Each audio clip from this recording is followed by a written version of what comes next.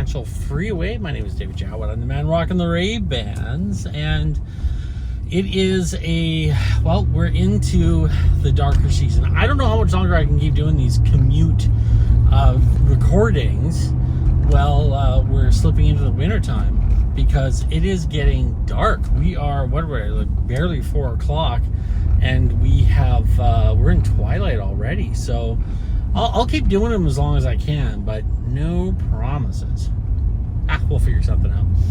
So we are currently on the cusp of the convention happening this weekend, and I'll be honest with the few people that are watching me right now. I am scared. I've got anxiety, just like and stage fright. Like I have. Look both ways. God, everything you need to know in life you can learn in kindergarten. This guy did not learn it. Just jumped out between two parked cars without looking both ways. That's how you get smucked. On that note, I know I'm going to talk about the convention a little bit, but okay, let's go back to the convention. I'll get back to that. I apologize for being all over the place. My brain is I'm so stressed, and I find the funny thing with stress is I don't eat right, I don't exercise, and I can't focus. And all that discipline I have. What are you doing, buddy? Are you crossing the street? You hobbling along? What are you doing there? There you go. Thank you. We're all waiting for you. I don't eat right. I don't sleep right.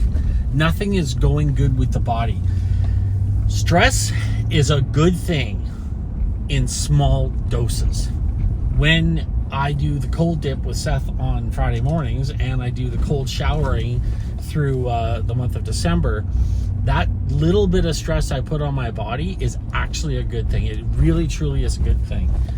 But over the long term, and I mean, even if it's just for a day, that stress can actually be detrimental. You start not eating right, you stop exercising. These are the things, like I'm not exercising because I'm afraid if I use that time to exercise, I'm going to be, oh my Lord, everyone's walking so slow today. I'm going to be using that time, I could be using that time to better prepare for the convention. But I'm not exercising, I'm not eating right. It's horrible. So I'm really looking forward to getting this behind me. It has been a long, arduous journey.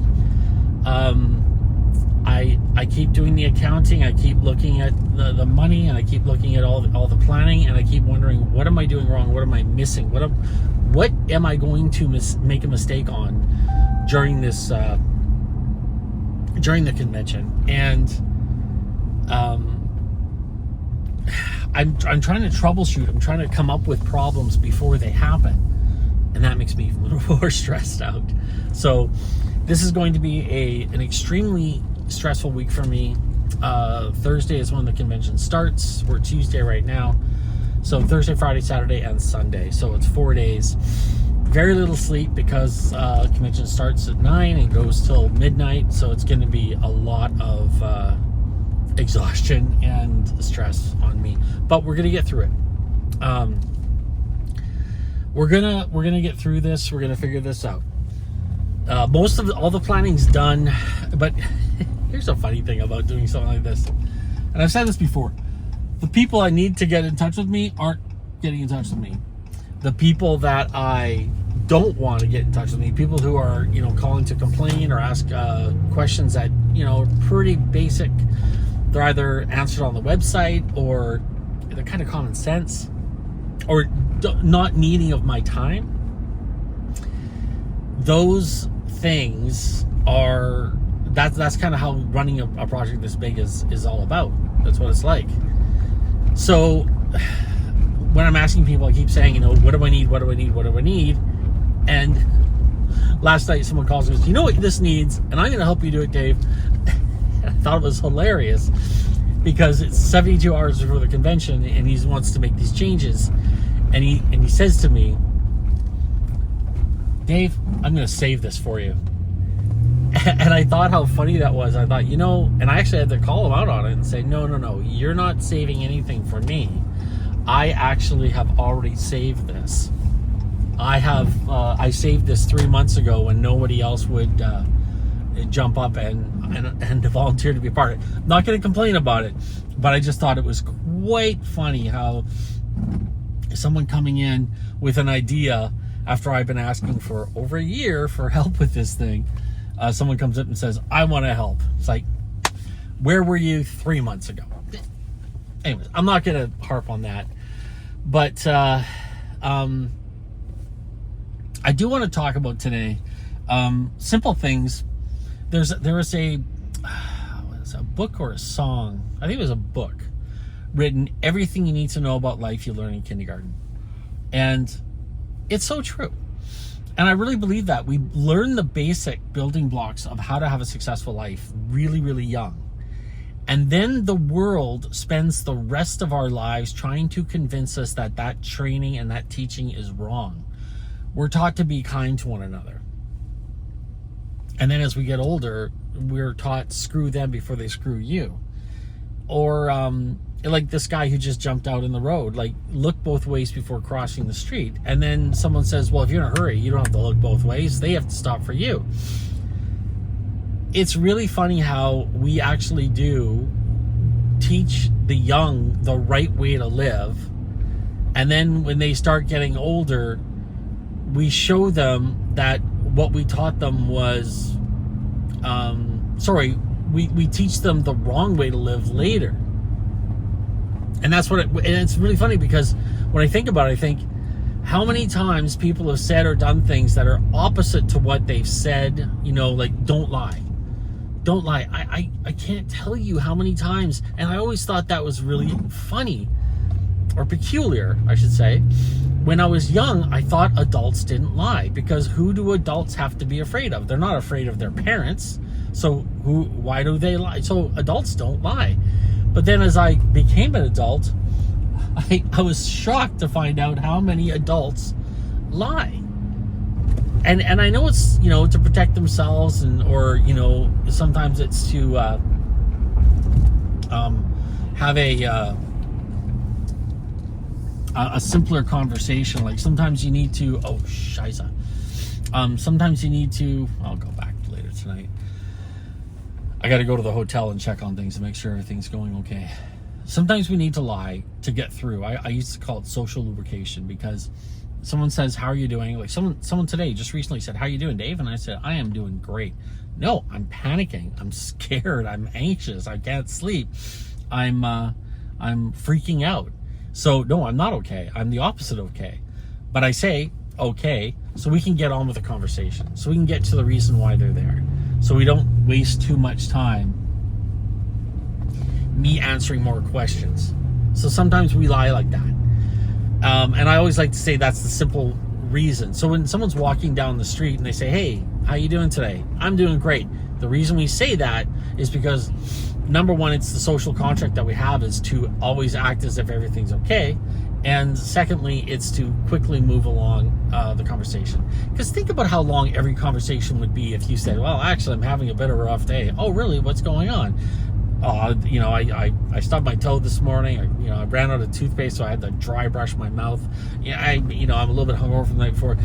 Whatever the case is, we don't do that. We move on.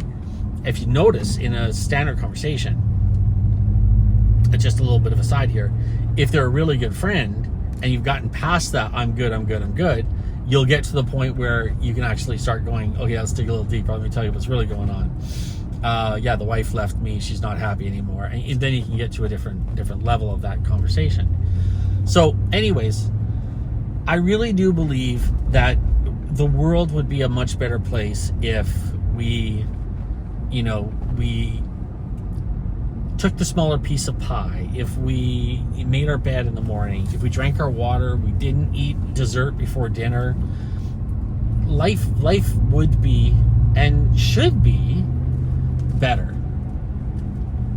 But we're so worried about getting screwed over, or not getting our fair share, or not or getting ripped off, because someone else is going to get a little bit more than us. I find that so disheartening that a lot of people in the world feel that way. We should be very positive And again, I'm not saying we should go for a Marxist society. I've never said that. But I do believe we should take what we need and live beneath our means. And I think by living beneath our means, we're able to be a little bit less worried about money. And I don't think money is the root of all evil. I think money is definitely the root of a lot of problems, but it's not the root of all evil. But if we could live beneath our means, if something happened financially, we could recoup from it, and we wouldn't be so stressed and so willing and ready to screw them before they screw us.